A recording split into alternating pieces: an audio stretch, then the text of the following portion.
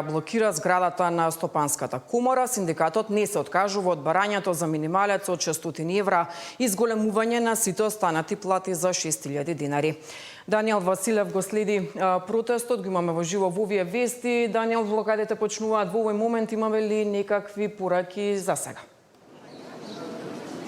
Добар ден, 10 минути пред само неколку минути синдикалците од Сојузот на синдикати на Македонија дојдоа пред зградата во која што се наоѓаат просториите на Стопанската комора на Македонија. Во овој момент се уште ги немаме пораките од синдикалците со оглед на тоа што туку почна оваа блокада. Тука меѓутоа барањата на синдикатот се веќе познати. Тие бараат минималната плата да се зголеми на 600 евра, а линеарно да се покачат сите плати за уште 100 евра. Ова барање од пред некое време, практично Сојузот на синдикати на Македонија одржа еден голем протест пошто најавија блокади. Првата блокада беше во вторникот пред собранието, денеска тие се пред Стопанската комора, а според најавите од ССМ и на 17 февруари блокадите ќе продолжат тогаш пред владата, пошто оттаму најавуваат и уште еден голем протест на кој ќе бидат организирани и сите синдикалци и работници од градовите од внатрешноста на државата,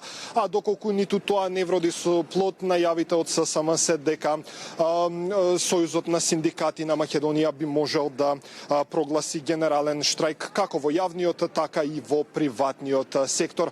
Пораките од ССМ ќе ги имаме, претпоставувам, во следното информативно издание, меѓутоа претходно одговарајќи на новинарско прашање, премиерот Христијан Мицкоски рече дека јавноста во наредниот период кој што следи ќе дознаем за политичките врски помеѓу дел од синдикалците и други опозицијски политички партии. Во продолжение предлагам да погледнеме дел од неговата изјава која што тој ја даде денеска во ВЛАЕ.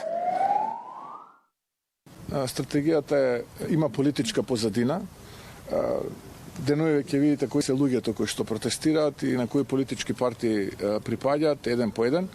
И ќе стане јасно на македонската јавност дека улиците и булеварите практично се блокирани во овие денови од страна на луѓе кои што се партиски истакнати активисти, членови на Конгрес на политички партии, општински организации и така натаму. Мислам дека им е неуспешна стратегијата и нема да успеат.